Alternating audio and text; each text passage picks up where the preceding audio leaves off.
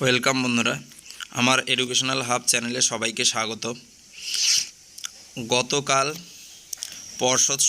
পর্ষদ থেকে অর্থাৎ পর্ষদের একজন উচ্চপদস্থ কর্মচারীর থেকে যে আপডেট পেলাম, খুব গুরুত্বপূর্ণ আপডেটটা। তো সেই আপডেটটা কি, সেই বিষয়ে আলোচনা করব। তো তোমরা যদি থাম্বনেল দেখে এসে থাকো তাহলে তোমরা জেনেই গেছো ইতিমধ্যে কী সম্পর্কে আপডেট রয়েছে। তো আপডেটটা রয়েছে 2022 ইন্টারভিউ এবং 2023 প্রাথমিক টেট রেজাল্ট নিয়ে।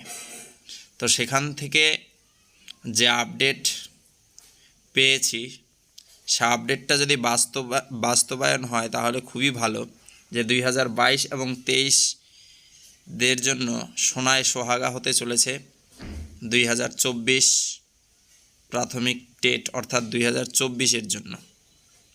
তো কী আপডেটটা রয়েছে, তো আপডেটটা তোমরা জানো, খুবই পজিটিভ একটা আপডেট পেয়েছি সেখান থেকে। তো আপডেটটা হচ্ছে পুজোর আগেই পর্ষদ চাচ্ছে যে 2023-এর রেজাল্ট প্রকাশ এবং 2022-এর জন্য কতগুলো ভ্যাকেন্সি রয়েছে তার আপডেট, সাথে সাথে ইন্টারভিউ এর নোটিফিকেশান, এই দুটি নোটিফিকেশান একসাথে প্রকাশের সম্ভাবনা রয়েছে পুজোর আগেই। তো পর্ষদে কোনো যদি ঝামেলা না হয় বা বিভিন্ন যে মামলাগুলো রয়েছে সেই মামলাগুলোতে যদি পর্ষদ ভালো সম্ভাবনা তৈরি করতে পারে, অর্থাৎ পর্ষদ যদি পজিটিভভাবে নেয়, সেই দিক থেকে দেখতে গেলে তার কথা সেটা, সেই দিক থেকে তিনি বলেছেন যে 2022 এবং 2023 প্রাথমিক টেটদের জন্য খুব একটা ভালো খবর আসতে চলেছে পুজোর আগে। সেটা তিনি বলেছেন যে সেটা হতে পারে 2022-এর ভ্যাকেন্সি লিস্ট, ভ্যাকেন্সি ডিটেলস, কতগুলো ভ্যাকেন্সি থাকবে 2022-এর জন্য, সাথে 2023-এর রেজাল্ট। কিন্তু তাকে যখন এইটা জিজ্ঞাসা করলাম যে 2022 এবং 2023 তারা কি একসাথেই ইন্টারভিউয়ে বসবে বা ইন্টারভিউ অংশগ্রহণ করতে পারবে 2023 ও 2022-এর সাথে, তো তার উত্তরে তিনি বললেন সে বিষয়ে এখনও আলোচনা হয় নাই, সেটা আলোচনা করে সিদ্ধান্ত নেওয়া হবে। অনেক মিটিং রয়েছে তাদের, কেননা ইদানিং কাউন্সিলিংও শুরু হবে, থার্ড কাউন্সিলিংয়ের পরেই আবার ফোর্থ কাউন্সিলিং শুরু হয়ে যাবে।